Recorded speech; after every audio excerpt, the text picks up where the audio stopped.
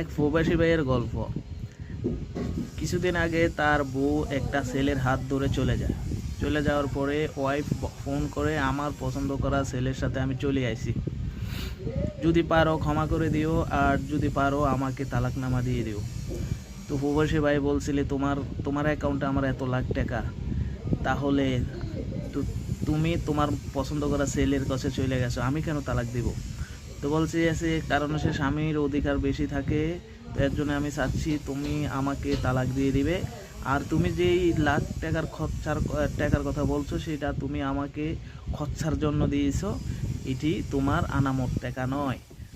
তো প্রবাসীর কপালে তো হাত উঠে গেছে, মাথা তো কি করব। প্রবাসী ভাইয়ের পয়সা তো বলতেছে, আমি তোমাকে যেটা হাত খরচ দিয়েছি সেটা তো আমি প্রতি মাসে 8,000 10,000 করে দিয়েছি, আর যেটা লাখ করে দিছি, আমার যে 16 লাখ টাকা তুমি কি এটি দিবা না? তো বলে, এই টাকা ভুলে যান, কারণ হচ্ছে এইটি আপনি আমাকে খরচার জন্য দিয়েছেন। তো প্রবাসী ভাই বুদ্ধি করে কি করলো, যে তার শাশুড়ির কাছে ফোন দিছে, আম্মাজান আপনার মেয়ে চলে গেছে, আমার টাকার কি হবে? তো শাশুড়ি আম্মা জানতো না যে সে জামাই কিছু একটা জিনিস রেকর্ডিং করছে।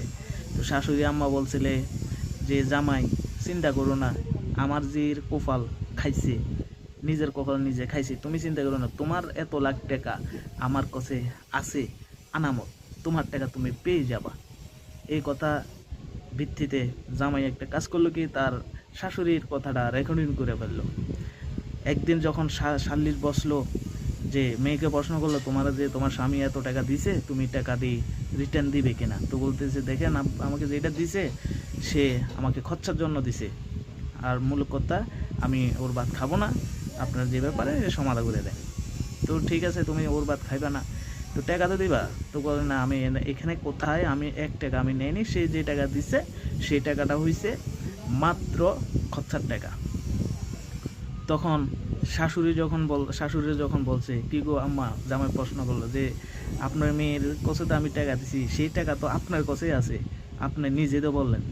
জামাই, এটা আমি তো জানি না, আর ঠিক করে শুনি নেই। তখন আবার বলছে, শোনেন আম্মা জান, আপনি মিথ্যা কথা বলবেন না, কারণ আপনার রেকর্ডিং আছে।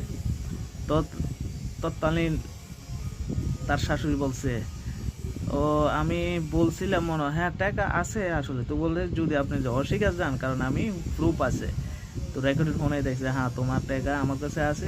সবাই এই সাল্লিশের ভিতরে দেখাইলো যে আমার শাশুড়ি আমাকে বলছিল যে আমার টাকা আছে।